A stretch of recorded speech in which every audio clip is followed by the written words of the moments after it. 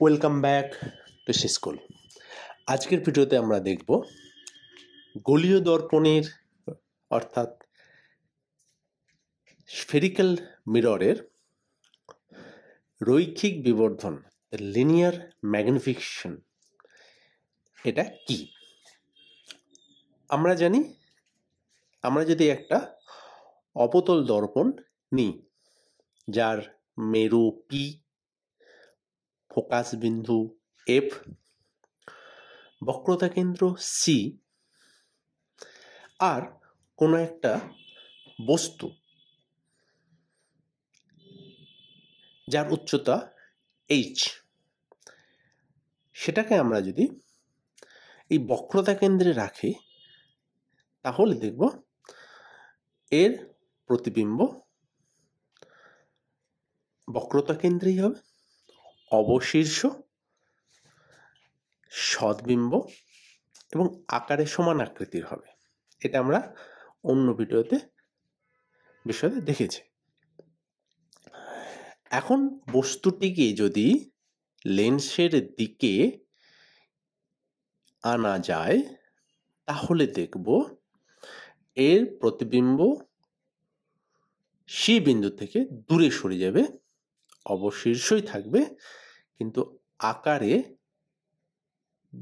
বৃদ্ধি পাবে, অর্থাৎ প্রতিবিম্ব বস্তুর আকার থেকে বড় হবে।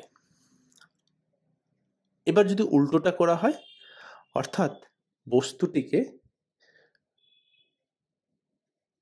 দর্পণ থেকে দূরে সরিয়ে নিয়ে যাওয়া যায়, তখন দেখব বস্তুটি দর্পণের দিকে সরে আসবে, অর্থাৎ সি বিন্দু থেকে এফ বিন্দুর দিকে ক্রমশ সরে আসবে বস্তুর প্রতিবিম্বটি। এখনো প্রতিবিম্বটি সদ্বিম্ব হবে, অবশীর্ষ হবে, কিন্তু বস্তুর তুলনায় প্রতিবিম্বের আকৃতি ছোট্ট হবে। এবং আমরা যদি বস্তুটিকে এফ বিন্দুতে নিয়ে আসি তাহলে দেখছি বস্তুর প্রতিবিম্ব অসীমে চলে গেছে, আকার অনেক বড় হয়ে গেছে, কিন্তু এফ বিন্দুর ভিতরে আসার সাথে সাথে দেখব যে প্রতিফলিত রশ্মিগুলি আর এক বিন্দুতে মিলিত হচ্ছে বলে মনে হবে না। এটি মনে হবে যে অন্য একটি বিন্দু থেকে অপসৃত হচ্ছে, যে বিন্দুটি দর্পণের পিছনে আছে। এই বস্তুটিকে আরো দর্পণের দিকে সরিয়ে আনা যায়, দেখতে পাবো যে এখন যে প্রতিবিম্ব তৈরি হয়েছে সেটি দর্পণের পিছনের দিকে হয়েছে, এখন সমশীর্ষ হয়েছে, আকারে বড় কিন্তু অসৎ প্রতিবিম্ব হয়েছে। বস্তুর বিভিন্ন অবস্থানের জন্য প্রতিবিম্বের আকার, প্রকৃতি এবং অবস্থান বিভিন্ন হয়। দর্পণের রৈখিক বিবর্ধন বা লিনিয়ার ম্যাগনিফিকেশন বলতে বোঝায় যে এই দর্পণে গঠিত প্রতিবিম্ব বস্তুর সাপেক্ষে কতটা ছোট বা কতটা বড় হতে পারে।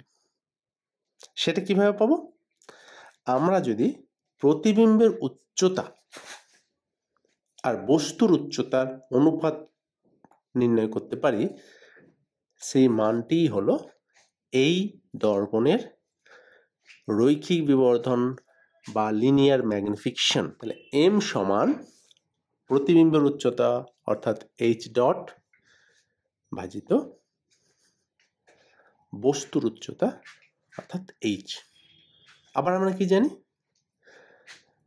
দর্পণ থেকে প্রতিবিম্বের দূরত্বকে আমরা ভি, আর দর্পণ থেকে বস্তুর দূরত্বকে আমরা ইউ দিয়ে প্রকাশ করি। আমরা প্রমাণ করতে পারি এম সমান এইচ ডট বাই এইচ সমান মাইনাস ভি বাই ইউ। এখানে মাইনাস বা ঋণাত্মক চিহ্নটি অত্যন্ত গুরুত্বপূর্ণ, কারণ অঙ্কের ক্ষেত্রে আমাকে U V H dot F R এর মানগুলি ধনাত্মক হবে না ঋণাত্মক হবে সেটা বস্তু এবং প্রতিবিম্বের অবস্থান অনুযায়ী নির্ণয় করতে হবে। ধন্যবাদ।